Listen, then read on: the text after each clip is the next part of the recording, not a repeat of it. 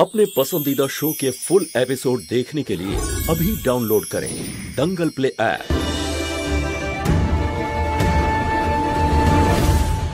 गौरी देखो गौरी এই টাইলস থেকে স্লিপ করার চান্সেস আছে, খুব সাবধানে। হ্যাঁ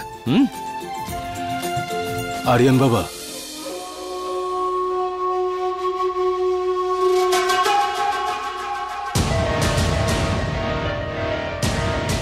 আরিয়ান বাবা, তুমি আমাকে ক্ষমা করে একটা নতুন জীবন দিয়েছো। শয়তান থেকে মানুষ হয়ে গেছি আমি। এই উপকার আমি কোনোদিনও কাকাবাবু হাত জোড় করতে হবে না প্লিজ। সোনা তুমি ঘরে গিয়ে খেলো। কাকাবাবু যখন একজন মানুষকে নিজের ভুলটা বুঝতে পেরে যায় তখন তাকে ক্ষমা করে দেওয়া উচিত। তখন সেই মানুষটাও পাল্টে যায় আর সে জীবনটাকে নতুন করে শুরু করতে পারে। আর হ্যাঁ, তোমার কাকিমাও গ্রামের নির্বাচন জিতে গেছে। পদ্মা এখন গ্রামের পঞ্চায়েত প্রধান। এবার দেখো যেভাবে তুমি আমাকে বদলে দিয়েছ, আমি আর পদ্মা দুজনে মিলে এই গ্রামটাকে বদলে দেব। অবশ্যই, আমি আপনার উপর সম্পূর্ণ বিশ্বাস করি। অকর্মণ্য সবকটা, এতক্ষণ সময় দিলাম, বাড়িটা পরিষ্কার হলো না? সারা দিন লাগবে নাকি?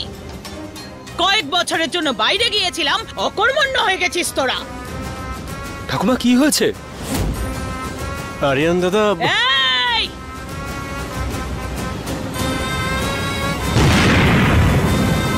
তোদের সবাইকে গুলি করে উড়িয়ে দেওয়া উচিত। ঠাকুমা মা শান্ত থাকুন, রাগটা কন্ট্রোল করুন। নিজের কাজে মন দে, নয়তো এবারে তোদের ছাড়বো না, গুলি করে মাথার খুলি উড়িয়ে দেব। আরে ঠাকুমা একটু শান্ত হও না, তুমি তো প্রমিস করেছিলে আমাকে। দেখুন ঠাকুমা, আপনাকে চিন্তা করতে হবে না, ওদেরকে আমি বুঝিয়ে দিচ্ছি।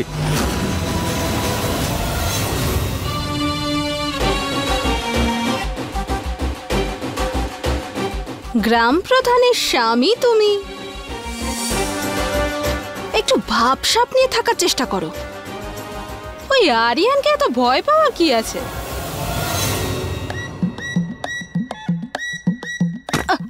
আরে এটা কি করছো তুমি?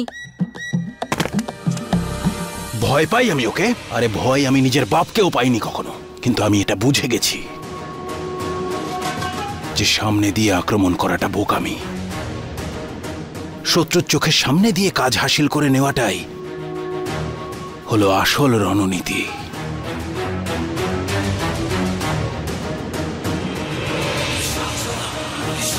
পাটা টিপে দাও। কি পা টিপবো? আরে আমি এখন গ্রাম প্রধান, আমি তোমার পা টিপবো? লোক দেখানো পঞ্চায়েত প্রধান তুমি। ক্ষমতা এখনো আসলে আমার হাতে, আর তাই থাকবে। মাথায় ঢুকলো কথাটা নাকি আগের মতো করে বোঝাবো? বুঝে গেছি তো আমি। আগের মতো করে বোঝানোর কি দরকার আছে? স্ত্রী তো আমি তোমার, আমি পা না টিপলে আর কে পা টিপবে বলো? ওই হারিয়ান তো এটা বুঝতেও পারছে না যে আসলে আমি ওকে পুতুলের মতো নাচিয়ে যাচ্ছি। আরে যে ওর প্রাণ ছিল সেই মহুয়াকেও আমি সরিয়ে দিয়েছি, আর এখন ওই বাচ্চাটাই হলো ওর প্রাণ। সুযোগ পেলেই ওকেও সরিয়ে দেব, তারপর ছটফট করতে করতে মরবে ওই আরিয়ান। তারপর এই সব সম্পত্তি, ধন দৌলত সব কার? আরে আমাদের, আমার কার? রমেশ ঠাকুরের। আরে একই ব্যাপার তো। হ্যাঁ,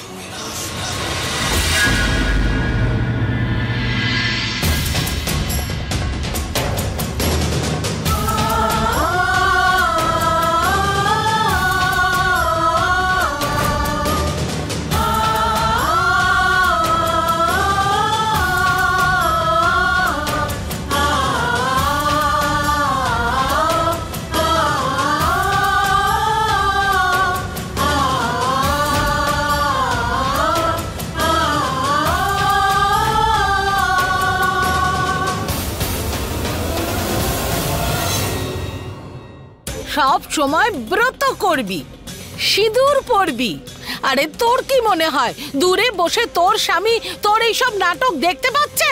যখনই দেখো সময় নষ্ট করার কাজ করে। ভগবান রক্ষা করুন।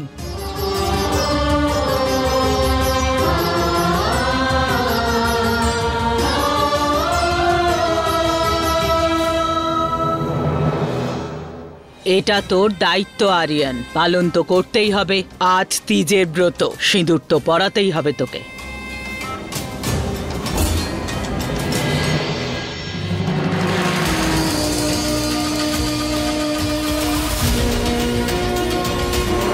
আজ কাজল তোর জন্য ব্রত রেখেছে। কাজল তো তোর স্ত্রী, বুঝেছিস?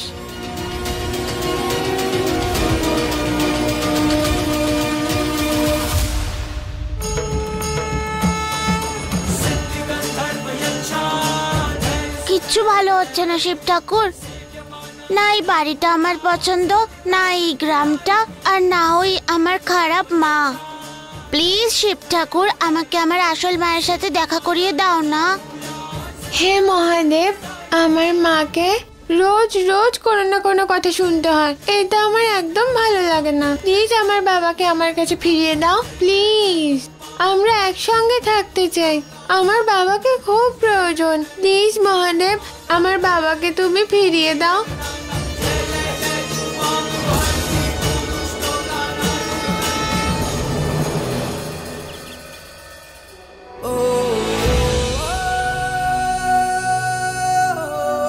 তুমি চলে গেলে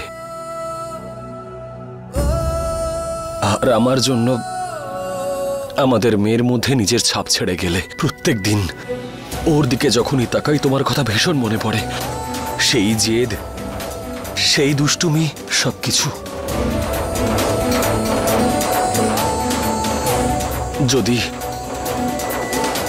যদি আমি অতীতে গিয়ে সবকিছু ঠিক করতে পারতাম, যদি আমি তোমাকে সেদিনকে দূরে না পাঠাতাম। তুমি নিজের বাচ্চাকে সামলাও আর আমি নিজের মেয়েকে সামলে নেব। আর আজকের পর এই বাড়ির দরজা তোমার জন্য সারা জীবনের মতো বন্ধ। যদি তোমার পাশে থাকতাম আমি আজ পর্যন্ত তোমার একটা ছবিও দেখাইনি গৌরীকে। শুধু এই ভয় যে ওই বেচারি আবার এই আশায় না থাকে যে তুমি কখনো ফিরে আসতে পারো। আমি নিজের কষ্ট নিজের মেয়ের জীবনে চালিত করতে পারি না, কিছুতেই পারি না।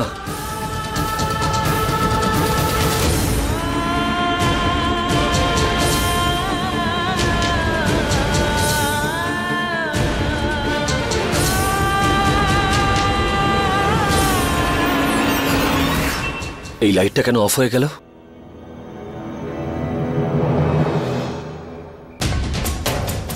মহলের আলো আজও নেভানো।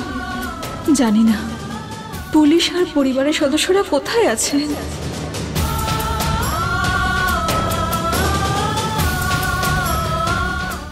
5 বছর হয়ে গেছে আমার অপেক্ষা করতে করতে।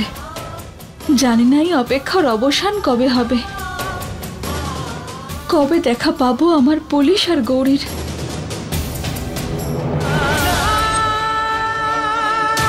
মহুয়া, আমার কেন এটা অনুভব হচ্ছে যে তুমি এখানেই কোথাও আছো।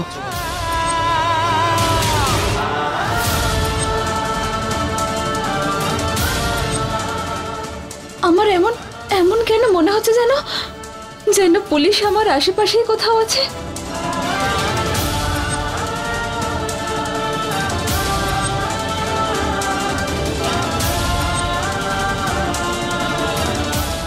হয়তো আমার এটা ভুল ধারণা।